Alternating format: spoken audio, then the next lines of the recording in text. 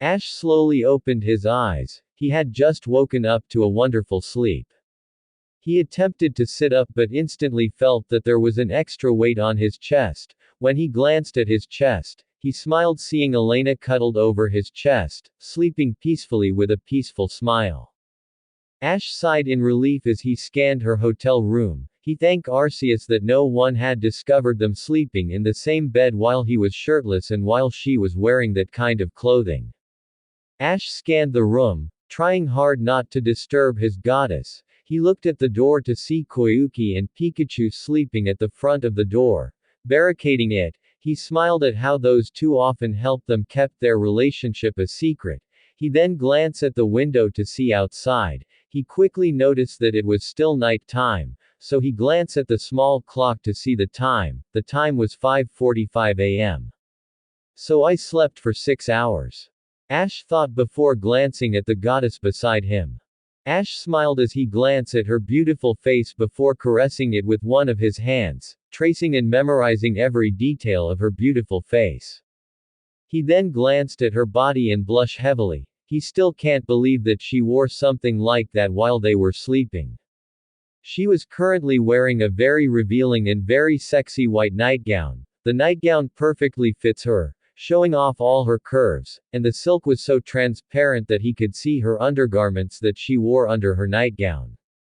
He blushed furiously once again, remembering how seductive she was last night. He thanked Arceus for giving him a will of steel because if he hasn't, well, let's just say that the two of them will still be awake, doing things that would make an X-rated movie look like church. Ash chuckled bitterly and humorously after remembering how their date ended and how she insisted for them to sleep together in her hotel room. Flashback. 6 people were currently sat around on the grass field beside a beautiful lake and above the moon. 4 of them were uncomfortably sighted thanks to the glare coming Ash and Koyuki, Elena, who was being held by Ash rather protectively, and Pikachu sighed. If the people in front of them play their cards wrong, well, let's just say they'll be having an early grave. Elena, after recovering from the shock that Ash was the nephew of her father figure, talked to Ash to not hurt them. Ash complied, albeit grudgingly, and now they are now sitting in a circle, tension in the air. Elena, seeing the tension in the air, decided to at least lighten the mood a bit. Ash, could we eat now? Elena asked sweetly. Ash looked at her and smiled before taking a crystal from his pocket. You 4, move a bit. You're going to eat with us. Ash stated with a sharp tone as he threw the crystal towards the center before throwing an aura sphere. Gary and Brock, knowing the destructive power of that aura sphere, quickly jumped away, while Adon and Natasha merely back away a couple of inches. When the aura sphere contacted with the crystal expanded into a large lotus flower. Well, what are you peopling doing? Enter so we can eat, don't make Elena wait. Ash ordered coldly. Elena shook his head in embarrassment. She could have sworn she heard Natasha giggled. You know, I don't know whether I should be afraid or I should be happy. We're going to have a picnic with Elena and her boyfriend, which happened to be your nephew and an aura guardian. Natasha said with a giggle. Just don't do anything stupid. I think Ash is on the verge of killing us. Adon stated uneasily, seeing how powerful his nephew made him a bit nervous and scared. Don't say that to me, say that to those kids over there. Natasha said as she pointed at Gary and Brock, who has astonished and shocked expression on their faces. Those two will literally say something that would cause your nephew to snap. Natasha then entered inside the large crystal lotus. Adon looked behind them to see both boys. Gary, do you still remember me? Adon asked. Gary, snapping out from his shock, nodded. Adon was the person who was hard to forget. How can I forget you? You taught me and Ash how to fight when we were 4. Gary replied with a slight grin. Adon smiled. He was glad that he had left an impression. Good, then please talk to that friend of yours to be modest at this little picnic, I don't want to die. Adon stated as he entered the large lotus flower. Gary nodded and looked at Brock. Brock. Gary called out. I know. Brock merely replied. This night was the craziest night in his life. The two of them then entered the large crystal lotus. What they saw amazed them. The crystal lotus was like a large table, and at the middle of it was a round table filled with different kinds of foods, hot out of the oven. This table was probably the most expensive table in the world, and it was made by a small crystal. Let's eat, people. Ash stated as he picked up 2 plates and put some food on it. The group nodded and sat down, but before they could pick up some plates, Ash spoke. First things first, Koyuki, please remove those necklaces that they are wearing. Ash commanded. With one fell swoop, Koyuki used extreme speed with such fines, that she took the necklace that the 4 of them were without disturbing the table or actually hurting them. She then appeared beside Ash and gave him the 4 necklaces. Ash looked at it and sighed. I really don't know how you got this, but next time that I found any of you wearing this, I'll bash your heads painfully. Ash stated as he crushed the 4 necklace with his bare hands. Now we could eat. Ash said as he fed Elena a piece of salad. Elena seemed to expect Ash's action because she just shrugged it off and ate the piece of salad that Ash fed her. The 4 of them gulped before taking some plates and putting some food on it. This will truly be an interesting picnic. After 20 minutes, I am not going to explain how they ate. After devouring the food in front of them, both Gary and Brock still in shock that Ash could cook so damn well, Brock made a mental note to ask the recipes from Ash. The 6 people were now seated quietly while Ash and Elena whispered quietly to each other. Are you sure? Ash asked with a bit uncertainty in his tone of voice. The 4 people raised an eyebrow at that. They already found out anyway. We could at least answer some of their questions. Elena remarked as she looked at the 4 people in front of them. The 4 of them looked confused for a moment, but Ash then looked at them. If you guys want to ask questions, ask them now. Please limit them. Ash said lowly. The 4 seemed to be shocked at that, but Adon decided to capitalize upon the opportunity. When did you guys started dating? Adon asked with enthusiasm and curiosity. Ash and Elena sighed at that question. They've expected that. After the Hoenn League. The 2 of us have been frequently and secretly meeting after we met by accident after me, Brock, and Misty separated after my journey through Johto ended. Ash answered with a smile, reminiscing the first time they met. So you guys met after we separated, how did that happen?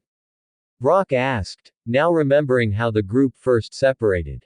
Ash and Elena chuckled at that. We have those Dragonites and that storm to thank for our first meeting. Elena said with a chuckle. Yeah, I never thought I'll meet the love of my life while fending off a herd of Dragonites. Ash said with a laugh. Gary and Natasha laughed at that. The 2 of them were curious, but they don't want to know what Ash did to those Dragonites. Okay, I'll ask for details later. Natasha said as she looked at the couple. Why did you 2 kept this a secret? The 2 of you do know that your relationship would be much easier if your friends and family know about it. Natasha inquired. Both Ash and Elena looked at Natasha skeptically. Let me ask you a question, Tasha. If I say to my father and to the others that I'm dating someone that they don't even know existed, the others would make an annoying fuss about it, and my father and sisters will probably make my and Ash lives miserable. I can't put Ash in that scenario. Elena exclaimed passionately. Ash held Elena protectively as he laid her head on his chest. The 2 of us agreed to keep our relationship a secret until we both have the decency to tell our friends and family in our terms. We always met twice a month for 2 days, so that would explain my disappearance every month during the Battle Frontier and during here in Sinnoh. That would also explain why Elena always take a break during her job. Ash further explained. You know, in our line of work in the company, we have 2 weeks break. Natasha stated as she looked at how Ash held Elena. I know, but if she stays with me for more than 2 days, I promise you, you wouldn't see her in Arceus knows when. Ash stated with a serious tone. Natasha nodded and smiled. The boy was as passionate as his father. You know Ash, you remind me of your father. He was as passionate as you. Natasha said softly. You know my father? Ash asked in shock. Before Natasha could answer, Adon interrupted her.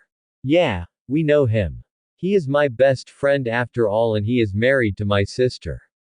Adon stated, which caused Brock to gasp in shock. You and Ash are related? Brock suddenly asked. Gary slapped his forehead. He wasn't even listening. Yeah, he's my uncle. Ash answered calmly. I hadn't seen you for 10 years, but I gave you my thanks.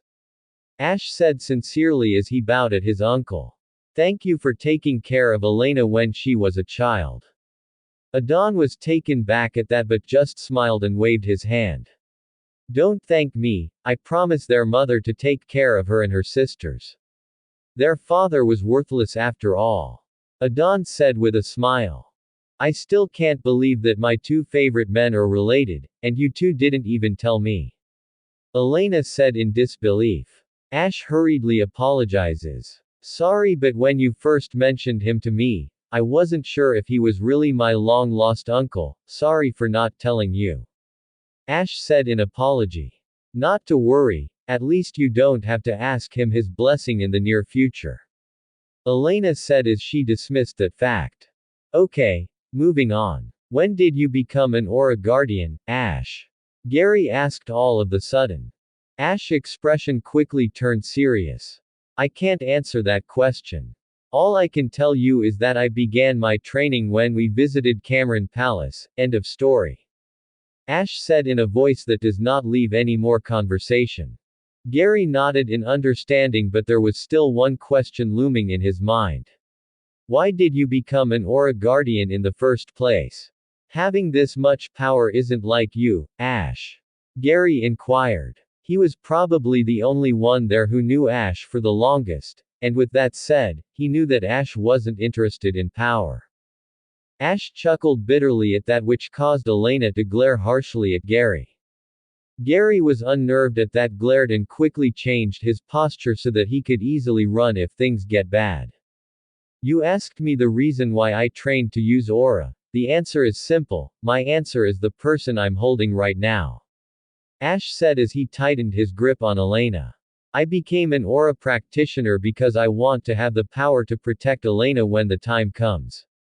You would go that far to protect her, even if you're pushed into dangerous situation. You are aware on the responsibilities that an aura guardian is given by the legendaries. Adon inquired with worry. Being an archaeologist, he knew what kind of jobs an aura guardian does. They are in charge in keeping balance in the world between humans and Poké copyright mons. That is one of the reasons why they are practically extinct. I've been doing that stuff even before I started training, just asked anyone I traveled with. Ash then pointed at Brock. Ask him or Elena. Brock knows because he's the person who had traveled with me for the longest time, and I already showed Elena what I've been through in my journeys. Ash explained. The three people there looked at Brock. Brock merely nodded his head. Ash and me had saw practically all the legendary Poké copyright mons. Ash also helped them with whatever problems they had. That also caused him to be on death's doors a dozen of times. Brock stated solemnly. After that, the three of them looked at Ash, who was currently caressing Elena's hair and whispering something to her to calm her down. No more questions, okay? I'll answer all your question when everybody knows our secret, but for now, that will be enough. Ash exclaimed, which all of them nodded. I would also ask all of you to keep whatever you saw tonight a secret. If not, then I will kill you right here and now, and I am not kidding. I would kill anyone who would either harm Elena or would even dare attempt to break us up. Friend or foe, I don't care, I will kill them. Ash threatened with a dangerous glint in his eyes. The four of them nodded once more. The two of them were important to them and would not dare harm their relationship, especially now that they know that they literally love each other. That and they don't want to die. Adon thought had one more thing in his mind that he wanted to share to them. The two of them have the right to know. Ash, you asked Natasha how she knew your father, right? Ash nodded. Sit back then, I'm about to tell you two something that you guys would never believe. The connection between Alina's parent and yours. Adon stated solemnly. Ash and Elena raised an eyebrow at that. A connection between their families, it was unheard of. They then looked at Natasha, who instantly looked away at their gaze. This had now caught their attention. Gary and Brock on the other hand were curious as well. Tell us. Ash requested. Adon smiled sadly. This may take a while. Adon stated with a stoic tone. End of flashback. Ash shook his head. He never wanted to remember that ever again. His mother and Alina's father used to have a relationship just like theirs, it was unreal. What's more is that their relationship only lasted a year before Alina's father, this Henry person, broke his mother's heart. What's more is that his uncle told him that was the reason why his mother never loved his father, because he never had gotten over that relationship. He was so furious that he almost unleashed his aura but was stopped when Elena held his hand. Ash then put his hand on his head, remembering how that scenario ended. Flashback. The air between the six of them was full of tension. What they heard just now was just shocking. If what they heard is correct, then Ash and Alina's parents have a strange connection, similar to theirs, and it was unreal and disturbing. Ash and Elena were both shocked at this news. Now that I told you about this, what now? Adon asked seriously. You two have kept this relationship longer than both of Delia and Henry had, but how long do you think you can keep this relationship strong? I don't want to repeat that incident all those years ago, nor I want another relationship to end up like that of my sister and my former friend. That relationship was a total failure. Adon stated with fear and sadness in his tone. Alina's expression looked unsure. Are they just repeating the tragedy that happened to their parents years ago? Is this relationship just a way for history to repeat itself cruelly? Is fate just playing with them in some sort of cruel way? Many questions ran through her that she didn't notice that tears were starting to fall from her eyes. Elena, for the first time, was doubtful of her relationship with Ash. She then suddenly felt warm when Ash suddenly embraced her from behind. She could literally feel the passion and love that Ash was giving her in that embrace. She then heard Ash laugh softly and sobbingly. Don't compare us to them. Ash exclaimed with a laugh, a bit of tears falling from his eyes. He then looked at Elena with a loving smile before wiping her tears from her eyes. I met a lot of girls in my journey, but no one could compare to her. She just one of a kind. I love her. I truly and deeply love her. I don't want a life without her. I can't imagine a life without her, and I sure hell won't let go of her. I need her too much for that to happen. Ash stated sincerely and passionately. The rest was quite moved at that proclamation, even Elena was moved by that. Brock and Koyuki on the other hand was literally crying a waterfall. The day I fell in love with her, the day I confessed to her, the day we started this relationship, is the day she became my dream, my life, and my world. Ash then took a deep breath before continuing. I'm not Elena's father and Elena is damn sure not my mother, we are way stronger than them. I don't know what will happen to the two of us in the near future, but I'm sure of one thing, I will marry Elena. I will marry her and we will have a life and a family together, and no one, not even Arceus herself, could ruin that. Ash added with intensity as his tone. That was the last straw. Brock and Koyuki literally broke down in tears as the two of them flooded the lotus table with tears. Gary was even crying but attempted to hide it from Ash. Natasha was torn from either squealing like a schoolgirl or from crying hysterically. Adon on the other hand had a wide grin on his face. Should we start planning a wedding then? I already bought my tuxedo. Adon said humorously as he wiped a tear of happiness from his eyes. Note to self, buy some tuxedos. Adon added in his thoughts. Wait until I gave her an engagement ring. Ash said with a chuckle yet with a hint of seriousness. Elena felt like an idiot now. How could she doubt the one she loved? She was sure that Ash would go to hell and back just to be with her, Technically he had proven that already. I tell that story in future chapters. He remained loyal to her even though they were mostly apart. He treated her like a goddess in every opportunity he gets, a treatment that she doesn't deserve. She was a fool to doubt their relationship in that moment. Elena wiped her tears and embraced Ash tightly while laying her head on his shoulder. Take me flying. Elena begged silently. Ash smiled brightly at that before taking out a poke ball from his pocket. Picnic and quality time is over. Brock, Gary, cover for me okay. Gray and Brock, who was still crying a waterfall, nodded. Uncle, Natasha, cover for Elena, the two of us will be gone for a while. Both of them nodded, already formulating a lie. We should have a picnic like this in the future, a picnic where I wouldn't threaten you people with an aura moved. The four of them nodded in unison at that.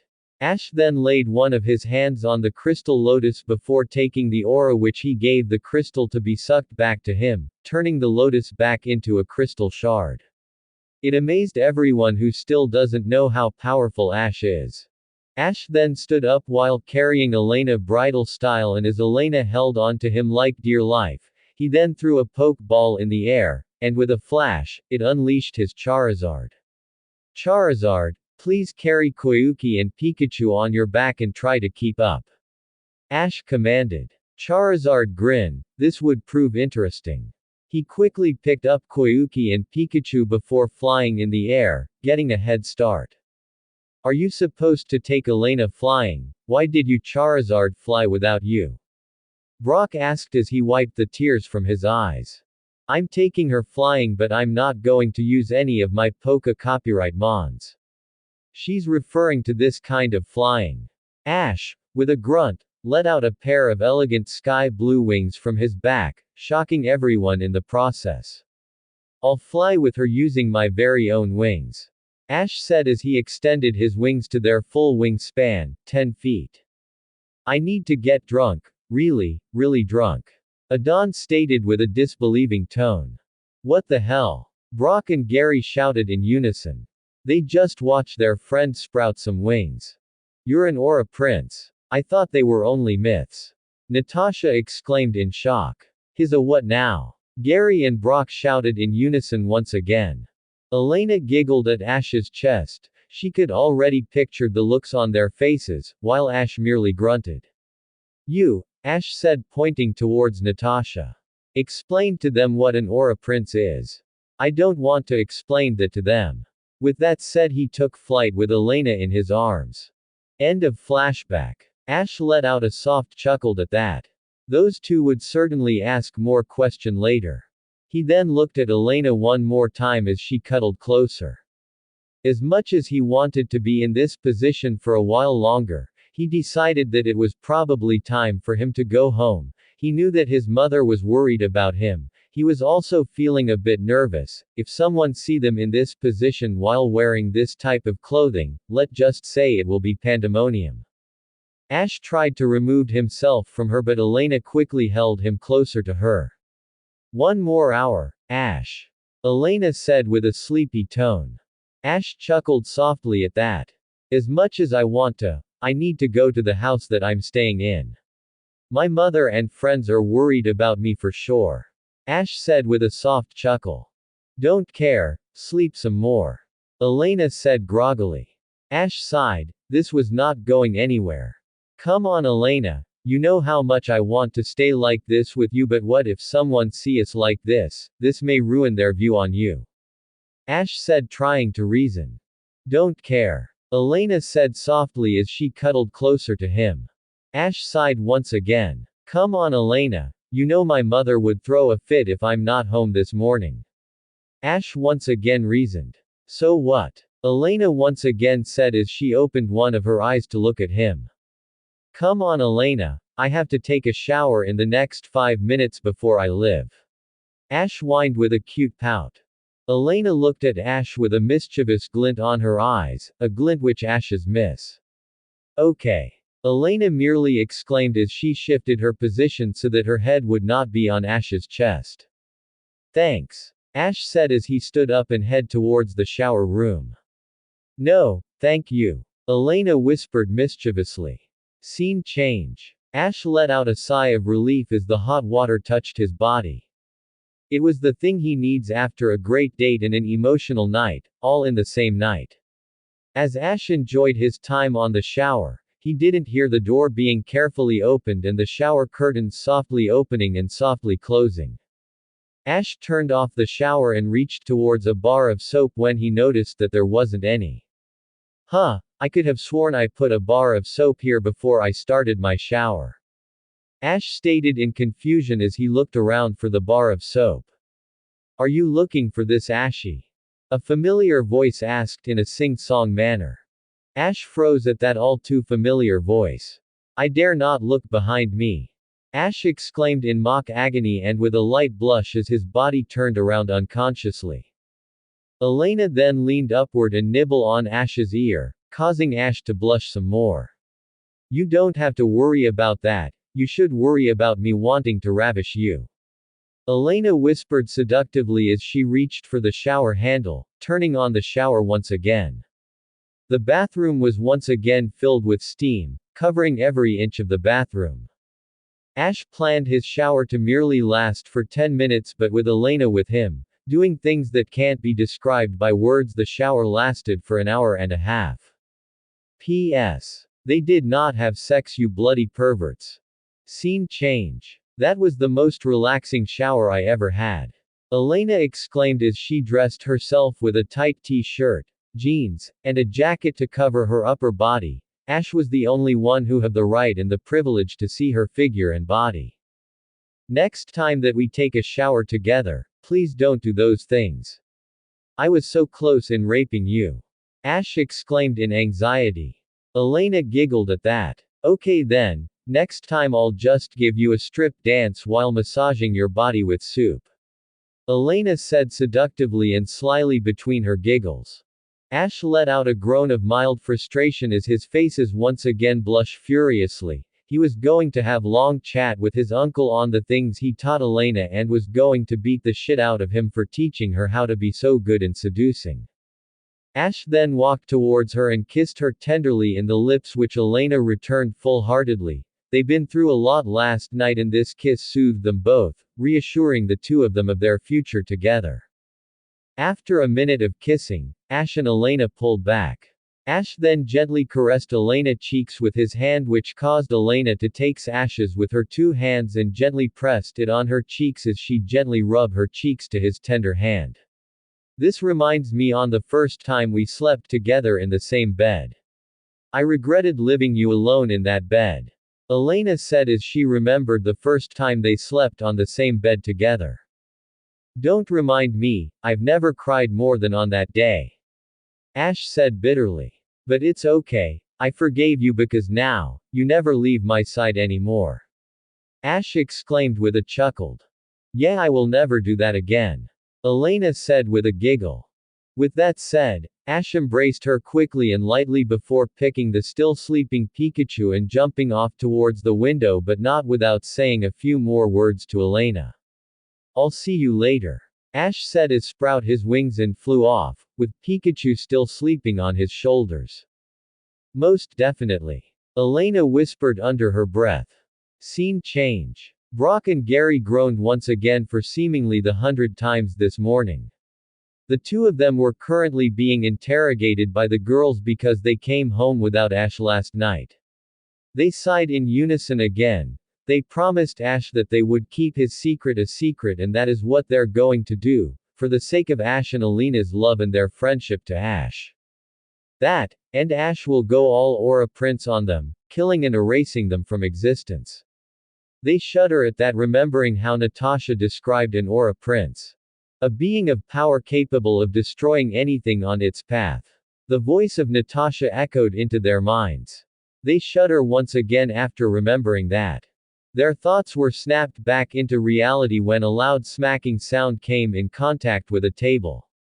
Their heads snapped and was met by a sight of a clearly irate Misty. What did you guys did during that all-boys outing? Misty asked in a growl. I told you last night, this morning, and I'm going to tell you now.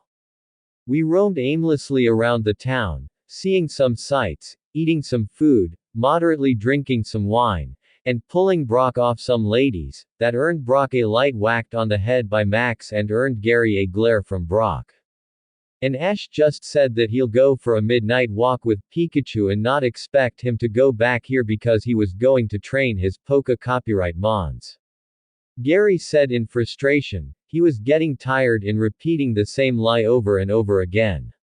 He then once again thanked the acting classes that he and Ash took when they were young. It was a lifesaver. Don't joke around with us. Not even Ash is that obsesses with Poké copyright mons, that and he seldom trains. May exclaimed with a hard gaze. Ash matured. Brock exclaimed, already wanting to eat something. Ash and maturity doesn't mix. Don stated knowingly. As far as you know. Both Gary and Brock said in unison, much to Don's annoyance. Come on you two, tell us already. Mrs. Ketchum had been worried sick about Ash since late last night. Misty stated, worried about Ash's mother. You guys need to chill out for a while. A voice stated behind them. The group looked at their backs to see Ash, with the same clothes as he wore last night and with Pikachu on his shoulders drinking down some ketchup, eating some pancakes. Hey guys, want some? Ash asked causally as he ate some pancakes. The three girls growled at him in unison. Where have you been, mister? The three girls asked with a growl. I've been around, enjoying the festival at its fullest. Ash answered casually. You were supposed to meet us in town square for the firework display and for the dance. Don exclaimed angrily. Ash looked at her in a funny way as he chuckled. I was there, you guys just didn't see me. Ash stated with a chuckle. Gary and Brock looked at him in disbelief. He and Elena was there, impossible. If they were there, the two of them would probably pull the three of them away from his girlfriend. Stop lying, mister, we didn't even see you there. May exclaimed with a huff. It's hard to see me when I'm dancing on top of you, on the sky, with my beloved. Ash thought as he chuckled, much to the annoyance of his friends. Trust me, I was there. Ash said once again as he devoured another pancake. Man, this is great pancakes. Ash added cheerfully. Misty's eye twitched violently as she watched Ash and Pikachu eat their respective food. Don't eat while we're scolding you, mister. Misty yelled as she slapped Ash's plate filled with pancakes and Pikachu's ketchup. With reflexes that surpass human limits, Ash caught his plate and Pikachu's ketchup without disturbing Pikachu on his shoulder. He then gave Pikachu his bottle of ketchup and Ash proceeded to eat the remaining pancakes. Misty let out a sigh of frustration once again as her eye twitched violently. Do you have any idea how worried Mrs. Ketchum is about you? Misty said out of frustration. That was not the right thing to say to Ash right now. Gary and Brock tense up and hid behind the couch. This will not be for the faint of heart.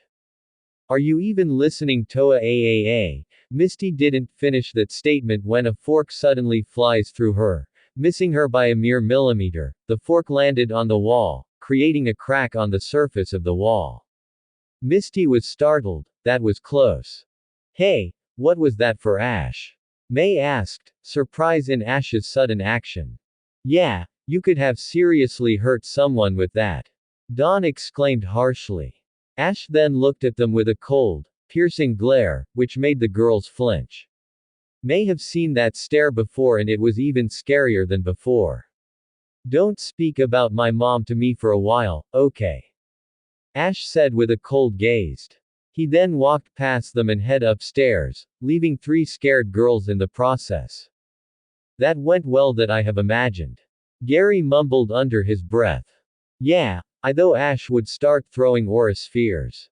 Brock whispered. Scene change. Elena's crew was gathered around the lobby as they waited for the announcement of their boss. Some of them were disappointed that they are leaving even before the festival was not finished, but their job came first before leisure. Henry then walked in front of them with a piece of paper in his hands. Okay everybody, here's the list of things to buy for our first expedition. Henry announced as he browsed the paper. Michael, Karen, you two will buy some art supplies and maps. Here are the specific maps that you two will buy. Henry ordered as he handed the list towards Karen. Okay boss. Karen replied as she took the list. I'll handle the art supplies while Karen handles the maps. Michael stated with a bored expression. That's fine, just as long as it is done. Henry commented. Next, Michelle, Tanya, you guys will buy our food supply and some camping materials. Henry then handed them the list. Sure, give us most troublesome job of all. Tanya exclaimed as she took the list from Henry.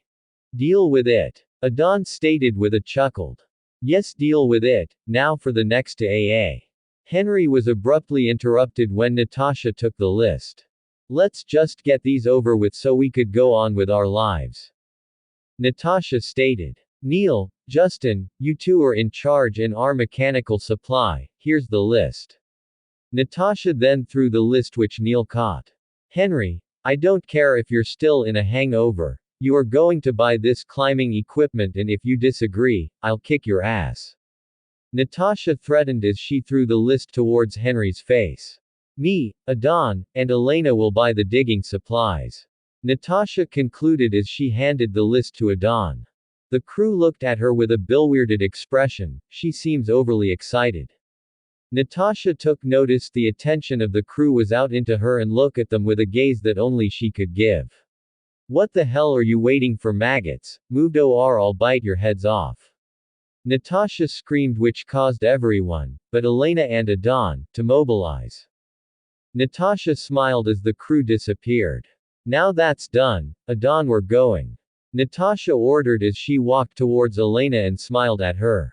And you, go to your prince, get me some samples from your prince for archaeological purposes, have a good time, kiss his head off, and give him a good time. Natasha stated with a smile as she dragged Adon away. Have a good time Elena. Adon said as he was being dragged away by Natasha. Elena giggled at the two, maybe those two knowing her secret wouldn't be too bad. Hey Koyuki, let's go find your father. Elena said which caused the white Lucario to smile. That's good, she then took a poke ball from her pocket and gazed at it with a smile. It's time for me to return him anyway. Scene change. Ashy, are you coming or not? Delia asked with a worried tone. Since Ash went back in the house, she could feel a tension between her and her son growing. When she saw her son walk upstairs, she attempted to hug him and scold him for making her worry, but Ash avoided her, just like that. And the way he looked at him was unnerving, it was like he had lost every respect he had to her. That unnerved the mother greatly. Sorry mom, I got other plans. Ash said in a cold-like manner as he walked past his mother. Pikachu glanced at the others, this would not suit well for them. Why not? You did not spend time with us last night, why not now? May asked in frustration and hurt expression. Yeah Ash, you should hang with us today. Zoe asked, wanting to spend some time with her crush. Sorry guys, I want to but I can't. I have to meet up with my uncle today. Ash lied with his best acting voice, which could fool Arceus herself. You have an uncle? Max inquired with interest. The girls seemed to be interested as well while Brock and Gary stare at him. The two of them already knew that it was a lie, he was going to meet up with Elena, that deceiving bastard. Delia and Professor Oak on the other hand froze, there was only one person who Ash will call uncle. Yes I have, she's my mom's brother and my father's best friend, his name is Adon. Here's a picture of him. Ash said as he showed a picture of his uncle, which was given to him by Elena. His friends look at the photo, and practically the girls squalled at the sight of the redhead man. Your uncle is hot. Dawn exclaimed with a squeal. Yeah he is. May agreed as she looked at the photo once again. I never thought you have such a good-looking uncle. Is he trainer? Mist asked with interest. No, he's a mechanic and an archaeologist but he also trained Poké copyright mons, he specializes on steel-type Poké copyright mons. Ash stated as he put the picture back to his pocket. I really am sorry guys. I want to hang out with you guys today, but I need to talk to my uncle. I hadn't seen him for 10 years and I just saw him last night. I want to catch up with him for good old time's sake. Ash said in an apologizing manner with a hint of acting. Ash deserves an Academy Award or a Golden Globe. Ash's friends seemed to buy Ash's lie and smiled at him. So that's why you didn't came with us during the dance, you were spending time with your uncle. Zoe exclaimed with a smile. You know we would have understand it if you told us on the first place and not looked at us like you were about to kill us. Misty said in understanding. Yeah, but we understand a bit, you hadn't seen your uncle for 10 years, right? Dawn inquired. Yeah, give or take a few months. Ash said calmly. We forgive you then for not going with us to the dance and we're allowing you to go. May stated, which followed by a nod by his friend. Gary and Brock just smiled slyly at Ash, knowing that he will not meet with his uncle but his girlfriend. Ash smiled at them, they were so easy to fool sometimes. Thanks guys, I'll make this up to you guys, someday soon. Ash said as he began his dash but was stopped by his mother. What's the matter, Mom? Ash asked in a calm yet cold way. Where is my brother? Delia asked with an uncharacteristic harsh tone of voice. She was gazing at Ash with a cold stare. Ash looked at his mother with a stoic glance before leaning closer to her. If you're worried about him telling me the incident 20 years ago and about this Henry person, I already know. That caused Delia's eyes to widen in fear. I still love you, Mom, but I've lost every ounce of respect I have for you. I know you didn't love Dad that much, but going as far as to do that, Mom, how could you? Ash whispered to his mother with a hurt and harsh tone. He then looked at her mother's eyes before walking past her. Brother, how could you tell him that? Delia thought as she suppressed a tear that threatens to fall from her eyes. Scene change. That's a little bit harsh, don't you think? Pikachu asked his partner as they walked towards the clearing where Ash will train. Harsh, you say? I wanted to throw an aura sphere at her. Ash exclaimed as he gritted his teeth. Your aura sphere is roughly equivalent to a hyper beam from a pseudo-legend, which would kill her. Pikachu said, outraged at what his partner was thinking of doing. I know, what do you think stopped me from doing it in the first place? Ash said seriously. I may not have any more respect from my mom, but I still love her and would want nothing more for her to be part of my life and eventually Alina's life. I also don't want to deprive my future offspring of a caring grandmother. Ash said with a soft tone. You really are planning to marry her in the future, huh? This was more of a statement than a question coming from Pikachu. A life without her is a life not worth living. Ash simply stated as he stopped in a certain clearing. This place will do. Ash then took 3 poke balls from his pocket. Charizard, Sceptile, Snorlax, let's dance. Ash declared, and with a flash, Charizard, Sceptile, and Snorlax appeared before him, ready to tear it up. You guys are my elites. The others may not know it, but you guys are my strongest elite. As of now, no more holding out. No more giving way, it's time to show our real power. Ash declared, which earned him a roar of excitement from his 4 elites. That would also mean that I have to train you 4 harder to set an example to the others. Are you guys up for that? Ash asked with confidence. The 4 roared with confidence. It was finally the time that they have been waiting for.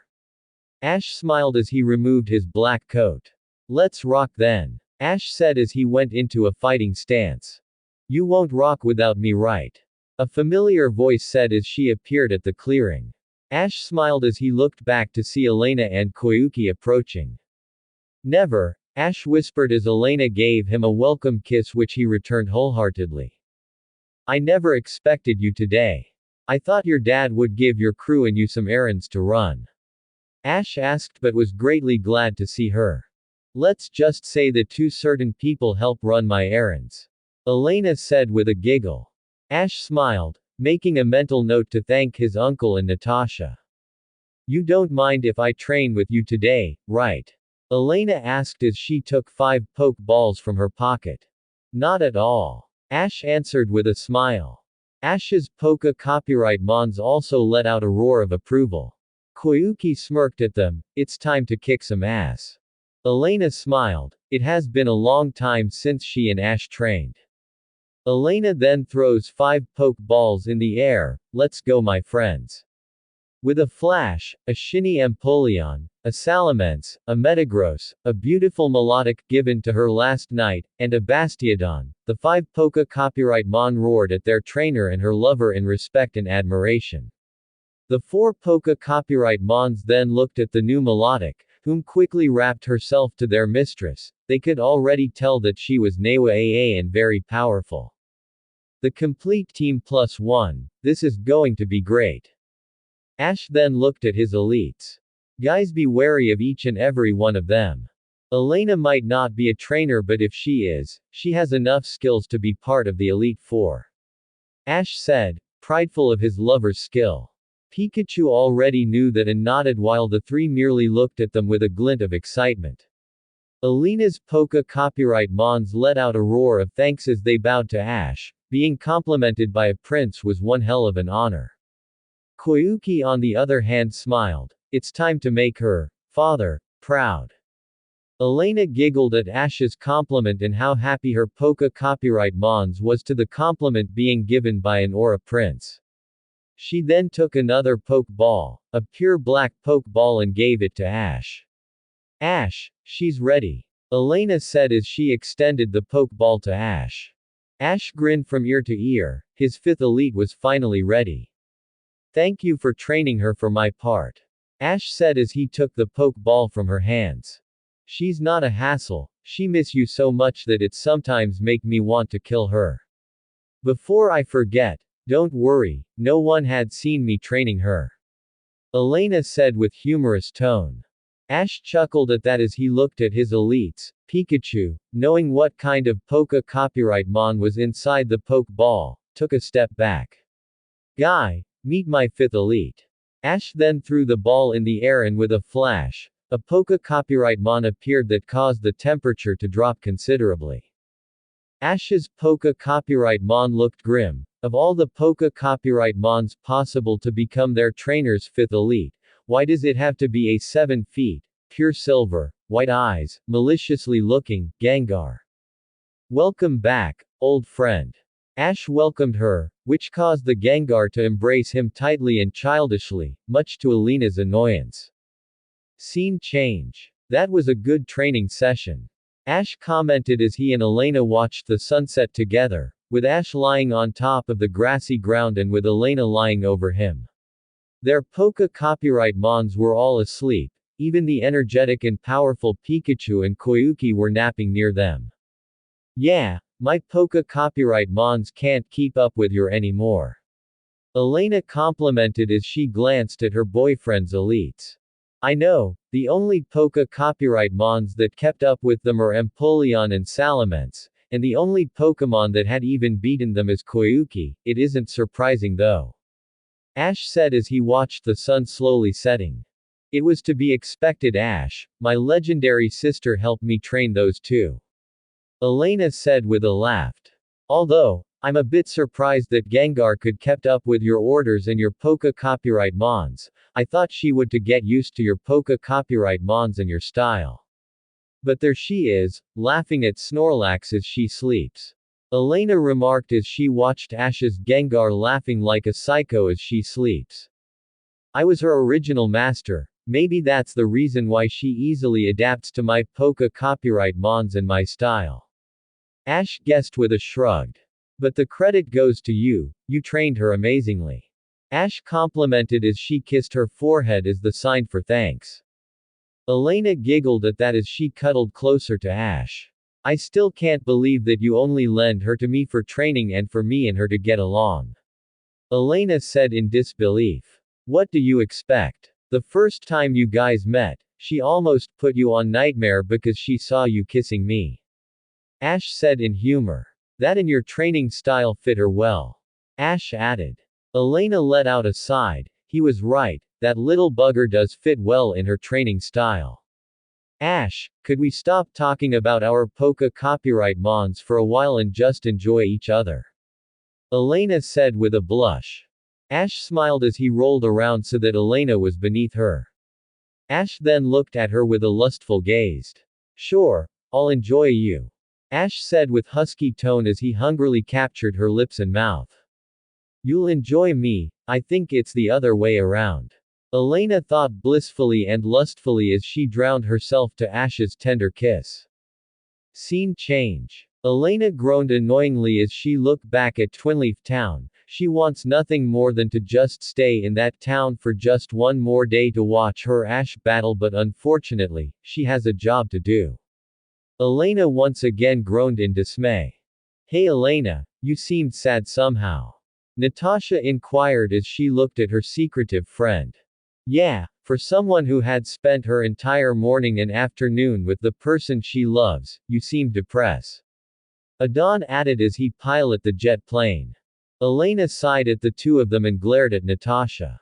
After Ash had flown her to her room last night, which the two unfortunately saw, they hurriedly rushed to her room to see the two kissing each other goodbye. That caused Natasha to squall so loud that almost the whole hotel heard her, much to Ash's annoyance. That also caused Ash to leave earlier than expected in fear that it had attracted the attention of her crew, much to her dismay. She and Koyuki had almost killed Natasha for that, if it wasn't for Adon stopping her from doing so. She was still very upset that Natasha had caused her some valuable moments with her prince. Natasha, picking up that glare, quickly backed away from the irate girl and her equally irate Lucario, who was on the verge of decimating her. You're still upset about that incident last night? Natasha said the obvious. Elena growled at her at that. Right now, the only thing preventing me from crippling you is that we're both sitting in the pilot seat. Elena spat as she glared. Natasha back uncomfortably, she was serious. Where is that shy girl that I used to tease around? Natasha thought as she looked at an angry Elena and an equally angry Koyuki, who was itching to throw her an aura sphere. Tasha, leave for now until she cools off. Adon said as he looked at her with a mischievous smile. Natasha, already knowing what that smile means, turned around and exited the pilot's room. You cunning bastard, fine, I'll do it for Elena's and Ash's sake. Natasha said with a smirk as she took the nearest wrench and went down to the secret compartment towards the engine room. It's time for a little sabotage. What was that for? Elena asked Adon, who merely grinned at her. Let's just say, Natasha just gave you a reason to forgive her. Adon stated with a grin. A reason? What reason? Elena asked confusedly, and as she finished that statement, there was a loud explosion coming from one of the engines. Elena's eyes widened in fear as she looked at Adon for answers. Adon merely grins at her. For the record, I also want to see my nephew battle.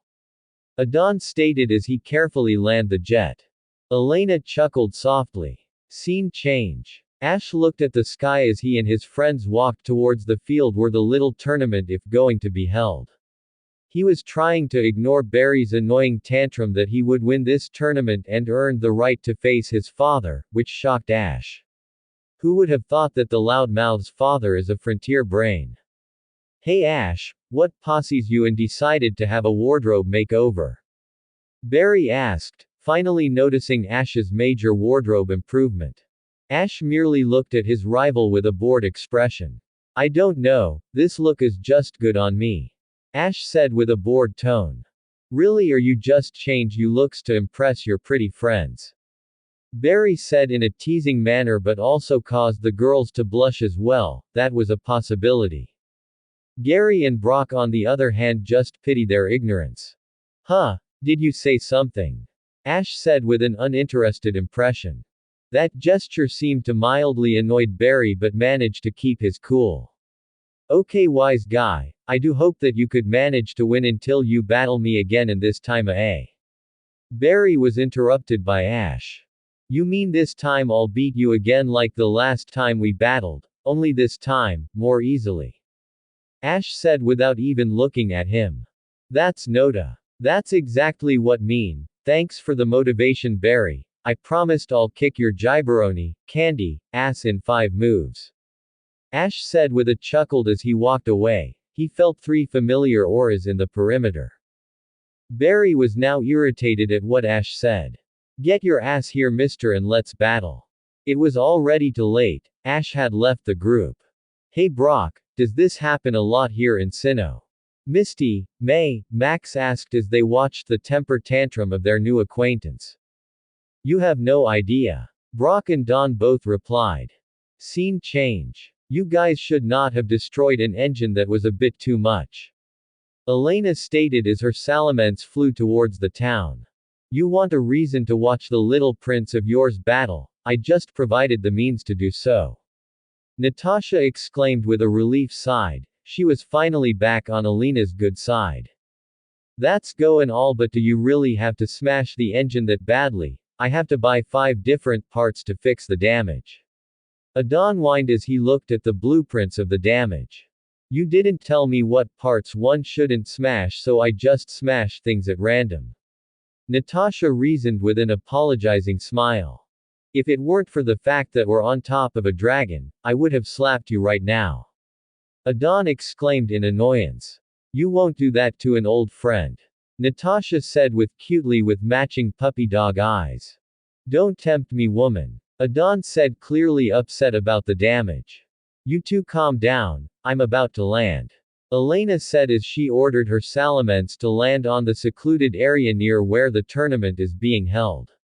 Her salamence nod and land on an isolated area. Here's the plan, Natasha will buy the equipment that she had smash and me and Elena will watch my nephew battle. Adon declared, much to Natasha's dismay, but this was also part of her apology. Fine, at least I get to rest for a bit. Natasha exclaimed. That's the spirit. Elena said. Koyuki helped her down to the ground. As her feet touched the ground, a pair of arms wrapped themselves to her waist. You really love surprising me, do you? Ash said as he embraced her passionately from behind. Elena leaned to the embraced and leaned her head on his shoulder. Yeah, I don't want to miss you battle. Elena stated as she closed her eyes, enjoying the warmth that Ash is giving her. Natasha was startled to see Ash, but when she saw Ash's quick movement on Elena, it almost caused her to squeal but was stopped by Adon's quick hands. Don't disturb their moment again. Adon lectured as he tried to ignore the two. Natasha nodded and Adon had quickly removed his hands from her mouth. Ash and Elena would have remained on this position for a longer time if it weren't for one small little detail. Calling Ash Ketchum and Barry for the first match of the Twinleaf Festival. Calling Ash Ketchum and Barry for the first match of the Twinleaf Festival. Ash and Elena both groaned at that. They were beginning to enjoy their little moment and that stupid announcer had to ruin it. Ash looked at Elena in an apologizing manner. Wait for me, I'll end this quick. Ash whispered as he made his way towards the field. Ash, wait. Elena called out as she dashed towards him, taking something out of her coat. What is it? Ash asked as he turned around and was met by Elena putting something around his neck. For good luck. Elena whispered as she fixed the scarf around Ash's neck. Ash smiled at the feeling of the soft cloth around his neck and kissed Elena lightly on the lips before dashing towards the field for his first battle of the day. I don't know what scares me the most, the fact that Elena and Ash have kept this relationship for 2.5 years without us noticing, or the fact that Ash, with that scarf, is the carbon copy of Alexander. Adon said with a chuckle. Yeah, I know. The hair, the clothes, the eyes, and now with Alexander's signature white scarf, I feel like it's the second coming of Alexander the Theatrix. Natasha exclaimed excitedly. Scene change. Ladies and gentlemen, are you ready for the Twinleaf Festival Battle Tournament? Johanna energetically asked the crowd as she spun around with her blue gown. The crowd yelled excitedly, eager to see the tournament begin. The winner of this tournament will have the privilege to battle one of SHINO's frontier brain. Give it up to the Tower Tycoon, Palmer. With that introduction, Palmer appeared in front of the crowd, which caused an uproar of cheers. Johanna, sensing the crowd's eagerness, decided to start the tournament. So without further ado, let's begin the first match. The crowd cheer loudly at that. First in the blue corner, a trainer native to this land and also the son of our guest, Barry. With that introduction, Barry appeared, waving at the cheering crowd. His opponents, coming all the way from Pallet Town in Kanto, please give it up to the pride of Pallet Town, Ash Ketchum. With the introduction, Ash appeared in his corner, causing the girls watching the battle to squeal at the handsome trainer. Even Ash's friend were shocked. He was more handsome with that white scarf around his neck, which emphasized his dark hair. Delia and Professor Oak on the other hand gawked at Ash. With the addition of that white scarf, he looked exactly like his father at his age. What's with the scarf? Barry asked annoyingly after hearing the loud squeal of the girls in the crowd. How could Ash attract so much attention from the ladies by merely changing his cloths? Why? You like? Ash asked teasingly as he took a poke ball from his pocket. Dream on. Barry replied annoyingly as he threw his poke ball in the air. Let's go, Empoleon. With a flash, Barry's Empoleon appear, ready for battle. I choose you, Snorlax. Ash yelled as he threw his poke ball. With a white flash, Ash's Snorlax appeared, barely awake but ready for battle. You have a Snorlax, since when? Barry asked, looking at the sleeping Poké Copyright Mon with interest. None of your business, my friend. Ash answered, which irate Barry. 5 moves, I'll bet you in 5 moves. Ash declared as he looked at the field with a psychotic smile, scaring his Barry, his friends, and the crowd in the process. Oh shit, here we go again. Brock mumbled under his breath. Barry shrugged of the fear that he was feeling before glaring at Ash. 5 moves, huh? Let's see about that. Empoleon, let's start this with a quick drill peck. Barry ordered. Empoleon's beak and crown glowed before spinning like a drill and charged towards Snorlax. What an idiot, Snorlax, wait until that bird is close to you before delivering an ice punch on the ground. Ash commanded. Snorlax grinned at that, it's show time. As Empoleon's attack was mere inches away from him, Snorlax's slammed his icy fist to the ground, creating a pillar of ice, trapping Empoleon's beak on it, halting the drill peck in the process. Barry was shocked as he watched his Empoleon struggle to get free from the pillar of ice. Ash would not let that happen. Snorlax, Hyper Beam. Snorlax opened his mouth before letting loose a powerful orange beam towards the vulnerable Empoleon. The ice pillar shattered as Empoleon was pushed back by the powerful Hyper Beam and finally crashed to the ground where an explosion followed. Empoleon, are you okay? Barry asked worriedly at his starter. That Hyper Beam was very powerful. As the dust disappeared, Barry let out a sigh of relief. His Empoleon was still standing, barely standing. Empoleon, let's capitalize. Hydro Pump now. Barry ordered with confidence, knowing that Snorlax needs to recharge after that move. Pikachu, I take it back, he's not an idiot. Ash said to his faithful partner who was watching the battle on his shoulder. I know, he's just an imbecile. Pikachu stated with a grin. As Empoleon blasted a powerful jet of water towards Snorlax, Ash made his move. Snorlax, roll out to dodge, and get close to him.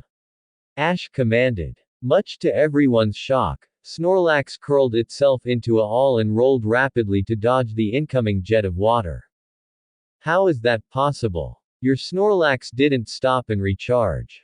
Barry exclaimed in shock. See, Pikachu, the power of being an imbecile never ceased to amaze me.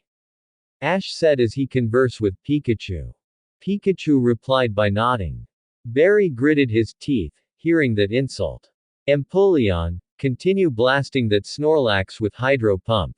Barry ordered in frustration. Ash smirked. Snorlax, dance around the little penguin for me.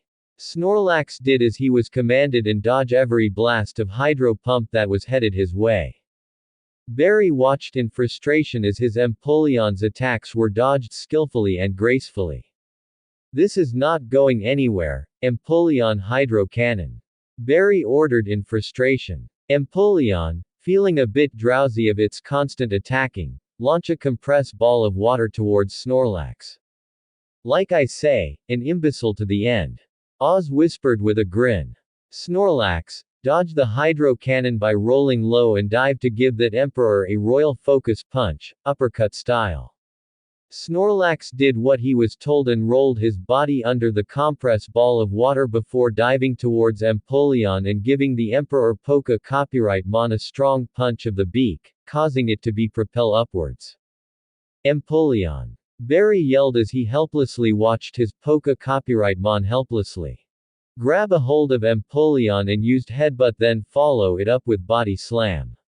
Ash commanded with a homicidal grin. Snorlax then grabbed the slowly descending Empoleon before giving it a thundering headbutt, sending it to the ground with a thud, before it smashed himself towards the Emperor Poké Copyright Mon, crashing it beneath him. Snorlax, feeling that his opponent was no longer a threat, stood up and gazed at his fallen opponent. What did I say? 5 moves. Ash stated simply as he grinned maniacally at Barry. Empoleon is no longer able to battle. This match goes to Ash and Snorlax. The referee announced. Ash's friend and the crowd was amazed. The match did not just end in 5 moves, but it also ended 40 seconds. That was the fastest battle they have ever witnessed. Scene change. Ash's defeated all of his opponent like they were absolutely nothing. Most of his battles ended with either 1 to 5 moves from his Poké Copyright Mons and not even reaching the 1-minute mark. Now it was time for the semi-finals. It has been a magnificent day, ladies and gentlemen. Now it's time for the semis, the battle of the final 4. Johanna announced excitedly, which the crowd answered with a loud cheer. Now in this corner, from Petalburg City, the Princess of Hoenn, please give a round applause to May. Johanna introduced May with enthusiasm. The crowd loudly cheered for May as she stepped on her corner. Now for the trainer who had destroyed everyone on his path at this tournament, the monster of Pallet Town, Ash Ketchum. Johanna announced excitedly as Ash once again appeared on the corner of the field. The crowd went nuts as they saw Ash. Some girls even squeal at the sight of him, much to Alina's annoyance. Remind me why I haven't killed those girls already. Elena said as she was being restrained by Natasha and Koyuki being restrained by Empoleon and Salamence. Because if you kill those girls, you would be in jail and Ash won't like that. Adon simply stated as he watched his nephew battle for the first time. He was as skilled as his late father. Sorry May, I won't give you any slack. Ash said as he already took a poke ball from his pocket.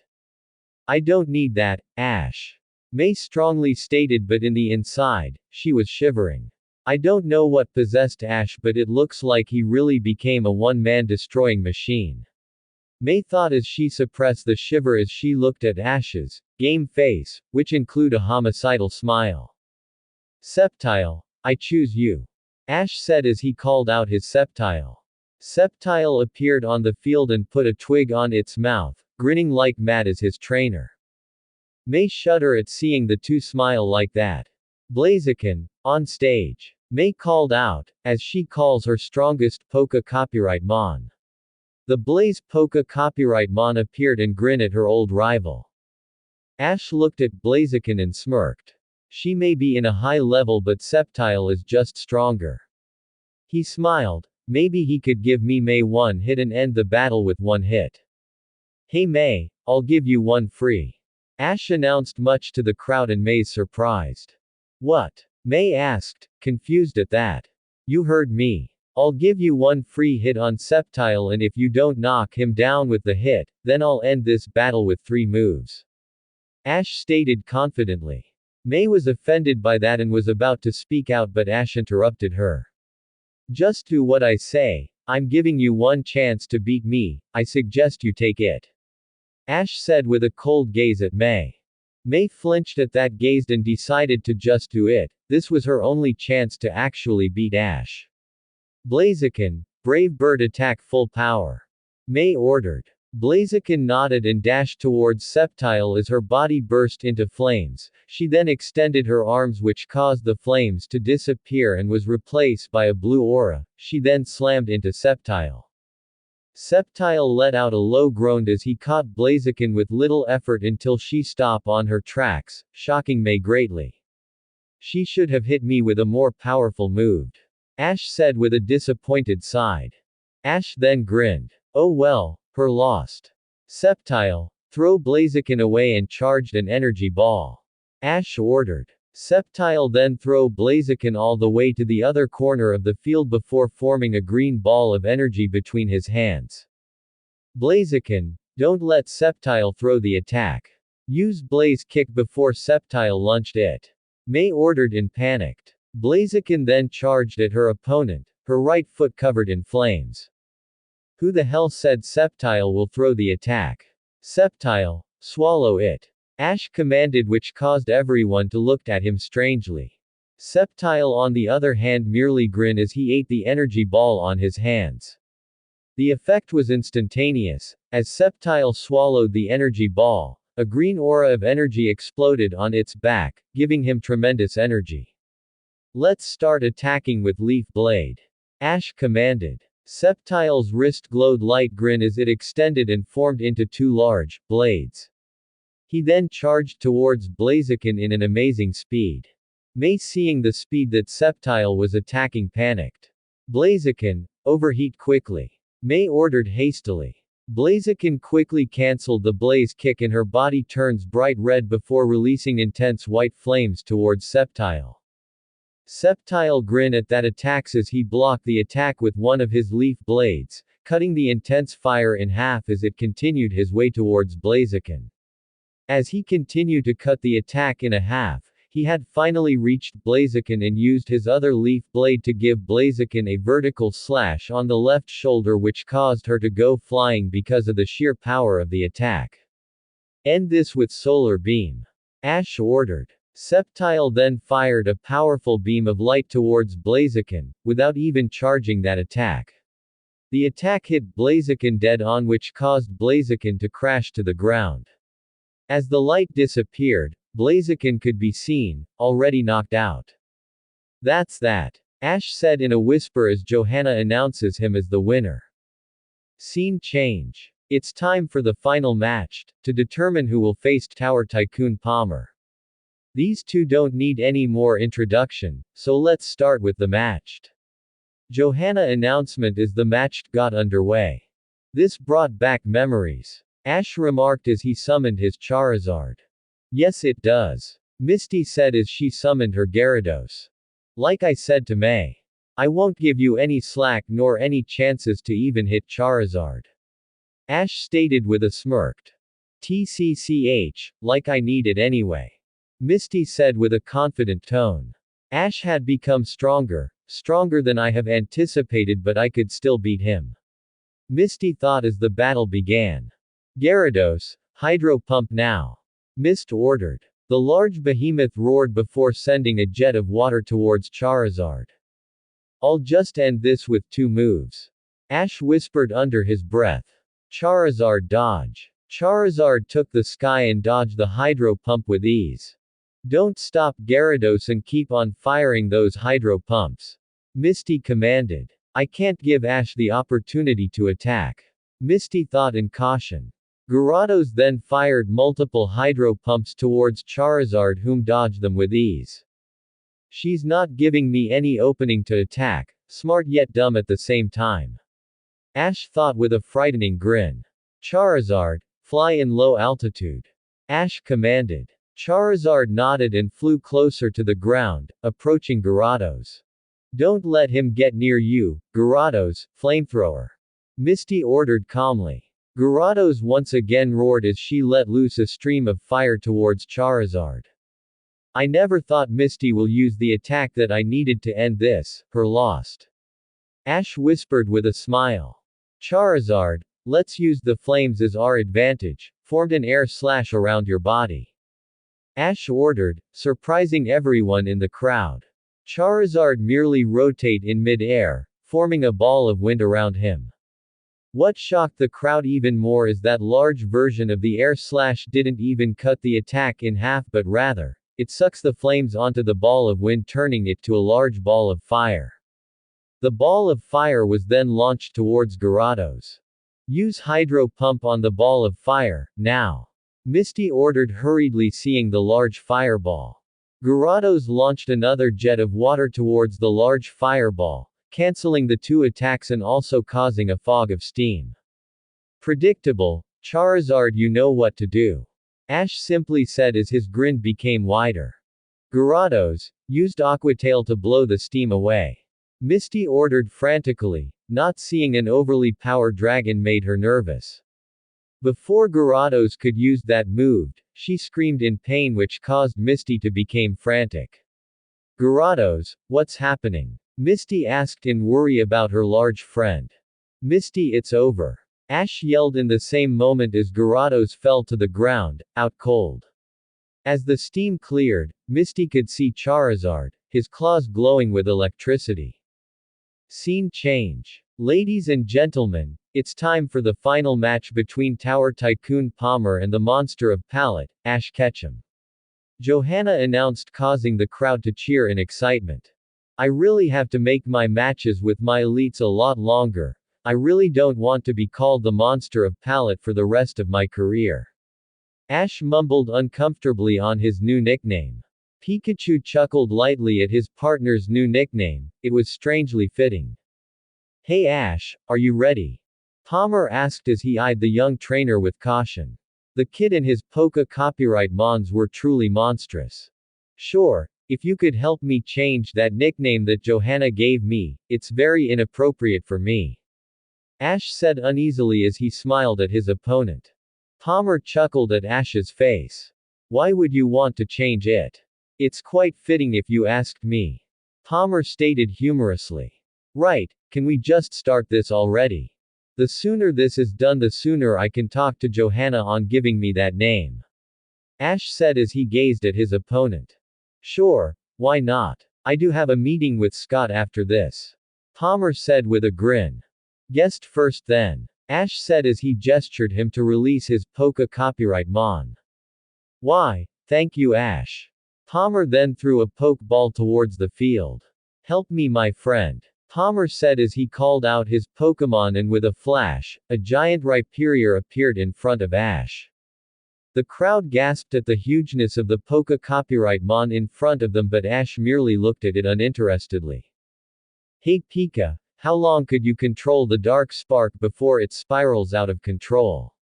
Ash asked as he gazed at the giant Poké copyright mon in front of him. I could control the dark spark in 20 seconds before it spirals out of control. Pikachu answered, already liking where this is going. Good, we'll end this battle in 10 seconds, with one move, using the dark spark. We're going all out the moment Palmer launches his first attack. Ash instructed as he gestured for Pikachu to enter the field. Let me guess you want to spend some time with Elena before she leaves, Pikachu said as he leaps into the field. Bingo, Ash said as he looked at Palmer's confused face.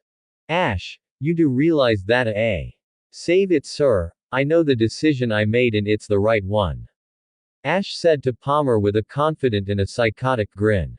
Palmer seems to be unnerved by that grin and decided to just battle the boy. Rhyperior start this off with Rock Polish and then follow it up with Megahorn. Hearing the command of his master, he slammed his two large fists together causing the yellow plates on his body to glow red before charging towards Pikachu with its horn glowing white. Ash waited before Rhyperior was merely an inch away from Pikachu before saying the words that made him and Pikachu famous. Activate, Dark Spark. Ash commanded with a psychotic grin. With that command, Pikachu's entire body turned completely black as black electricity was dangerously being emitted everywhere, causing the people to dodge quickly before the black electricity hit them. The ground where the black lightning unfortunately hit shattered, creating an 3-foot wide and 3-foot deep crater. Palmer's eyes widen. What the hell was that? He was so shocked that he didn't have enough time to command his Rhyperior from being shocked by the black lightning. He was snapped back into reality when he heard his Rhyperior screamed in agony. Rhyperior, get out of there! Palmer shouted frantically. Rhyperior, with the remaining speed he had, made some distance away from the now black Pikachu. Hey Palmer, sorry about this. Ash said with a grin. Pikachu, Kieran, again, I can't resist. With that said, Ash created an invisible aura shield around the field, preventing the smoke or the attack to get out. Pikachu grinned as he jumped towards the sky while slowly turning the air around him into black electricity. He then dived down towards Rhyperior in a remarkable and untraceable speed with a massive black lightning covering his entire body in a shape of a Chinese chimera. Palmer could only say one thing after seeing that moved. Holy shit, Rhyperior rock wrecker with everything you got. Palmer ordered in fear, even though Rhyperior was part ground that would still hurt, it will really hurt. Rhyperior, because of his master's orders and because he sensed that moved will seriously hurt, created a massive large boulder, twice its size before throwing it to the large electric attack. The giant boulder and the large black chimera clash for a brief second before the lightning attack decimated the large boulder and smashed through Rhyperior, devouring him into a large electric energy. Rhyperior screamed in pain and agony as his body got electrocuted for the first time. Palmer on the other hand could only hear the scream of his Rhyperior as his vision was blocked by the black electricity and the large dust-off smoke. Ash looked at Rhyperior with mercy and grief, pitying the large Pokémon state as his body was being electrocuted by that powerful move. Ash let out a sigh of relief as the lightning attack dispersed, and having the full knowledge that Rhyperior would still be walking, thanks to its ground-type characteristics, it will be walking in 3 days' time. As the attacks disperse, Ash put on a stoic expression. Pikachu, deactivate the dark spark. Ash commanded with pity. Pikachu, sensing the voice of his brother, deactivated the dark spark, which caused the dust of smoke to be blown away. Ash looked at Pikachu and was startled when he saw a silhouette of some kind of Pokémon hovering over him. It looked like something that resembled a werewolf and an Anubis. The silhouette then disappears as the last spark of black lightning had disappeared. Ash ignored what he saw and sighed. Dark Spark, 75% mastered. Ash thought as Rhyperior fall to the ground, knocked out. During this tournament, Ash showed a glimpse of his real power and a glimpse of his true, fast-hitting and hard-hitting style. He had also handed people the fastest and the hardest defeat that they have ever endured.